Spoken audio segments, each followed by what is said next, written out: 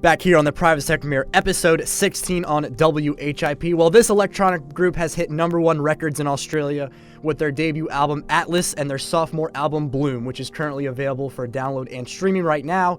They are hitting the North American leg on the Bloom tour beginning next week, making a stop in Philadelphia on the 31st of March at Johnny Brenda's in Fishtown. Tickets are available through ticketfly.com. Members are Tyrone on vocals, John on keys, and James on percussion and sampling. And I have the guy playing keys right now, goes by the name of John. How you doing, John? Good, man. How you doing? Good, I'm doing great. So your sophomore album, Bloom, is currently available right now. How's the reception been on that? Are you shocked? Are you excited about the amount of, great reviews it has? A lot of people enjoy it. What have you taken back from that experience? Yeah, it's been nothing but positive, really, for us. I guess we spent a good year of our lives sort of from the start of it to the actual getting it out into the atmosphere. So it was a pretty big relief to have it out there, and then it's been amazing to have all the good feedback and just to be able to get it out around the world. We're currently in Europe at the moment, touring it over here, and we're in America next week, and it's been crazy just to see people singing along to the songs and really into it. For some Americans who may not, have heard of you guys or, sort of coming onto the scene now and finding you guys through social media and stuff like that, what would your go-to description of your sound be to people who maybe not know who you are? Yeah, I guess we teeter on the edge of this electronic world and organic, analog, acoustic sort of feeling.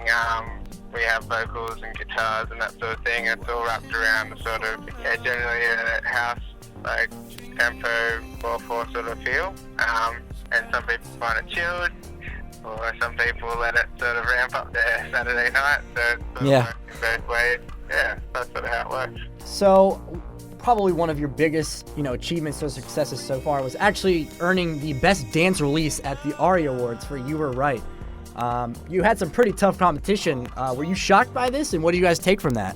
Yeah, we're totally shocked. Actually, I'm sitting right where I am right now in London when I found out in August last year or November, and we certainly didn't see it coming. So it was huge because the competition was massive, paid stands, flight facilities, and a bunch of other acts that we're that we're all friends with, I guess, but that we really respected the releases that they had last year. And I guess it's just a nice nod from the industry that, that they're digging what we're doing. Coming to North America, especially United States in particular, how much is it sort of a reality check, maybe coming back and playing smaller venues in America and trying to get your name big again? Now that you've achieved more success in your home country of Australia, are you going to go about the American sort of exposure differently? Have you learned from anything, saying, you know what, we're going to take a step back and say, we know what to do this time, and we want to get big in America just as much as we did in Australia? Yeah, I think it's just about getting our music out there as much as possible, and that means we get to continue to do what we do. So that's what we're planning to do, and it's pretty fun playing smaller venues. They're different to playing in a big, larger arena. Not arena, but over 10,000 people can be fairly different. Yeah. To an intimate sort of 200, I think Johnny Brenda's under 300 people. So I think we have a lot of fun doing that and turning it all back a bit, and really just trying to connect with the people in front of you that are usually literally right, a few meters away from you. Another thing I want to know is the fact that you guys, maybe produce synthetically or use sampling and things like that. So when you guys do a live tour, just like you're doing right now, how do you guys adapt your production that you've already created to, the live setting, as opposed to groups like Disclosure and Gorgon City who do it every night? Is there any certain things you guys do different when you're adapting your production to your live shows? Yeah, I guess we have sort of two stages. We write the album, and in that, with as you mentioned before, we are I'm on keys and James is on drums and Tyrone's on guitars and vocals. But in the studio, it doesn't really matter who plays what. We can all put in drum parts, bass lines, synths and stuff. And then after the fact, we have a lot of fun trying to reproduce it live, work out who plays what part. And we have a lot of flexibility with that.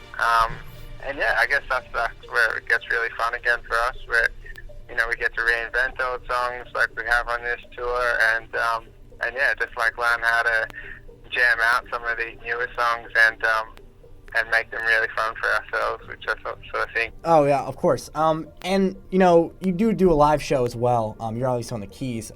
But do you guys have a DJ set that you guys do ever, or maybe on CDJs? And if you do, who is the first one to grab the DJ decks and start going?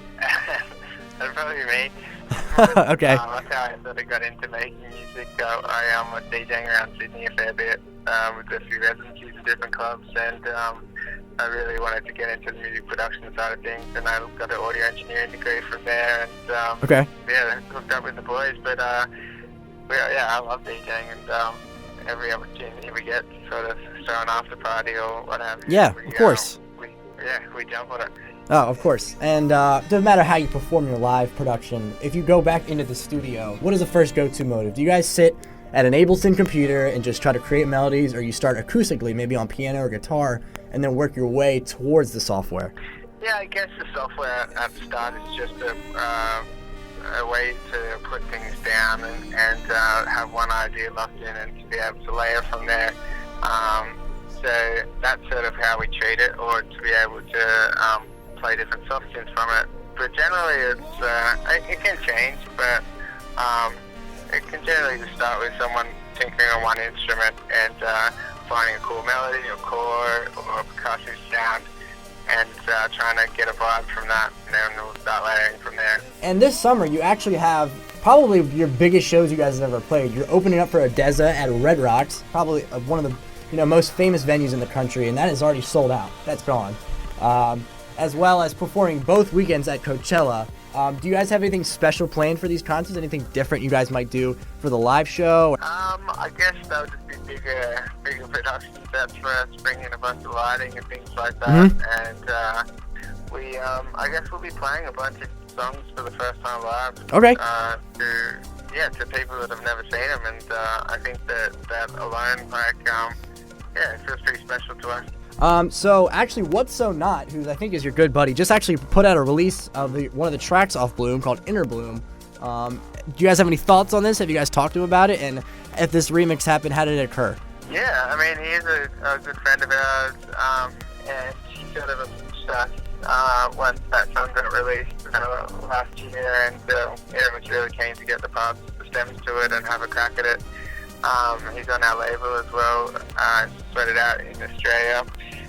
So we were more than happy to let him have a dig, and then I think I saw a snippet of him playing it over years on YouTube was the first I heard of it, and since that time that we handed over the stems, and then we started talking to him directly about what he was going to do with the mix, and it just kept growing and growing behind the scenes into this huge remix that just, it's one of the most danging things I've heard in a while. Rufus du Sol will be coming to Johnny Brenda's next Thursday in Philadelphia. Tickets are available through ticketfly.com. John, as well as the rest of the group Rufus du Sol, will be in Philadelphia then. You can go get your tickets now.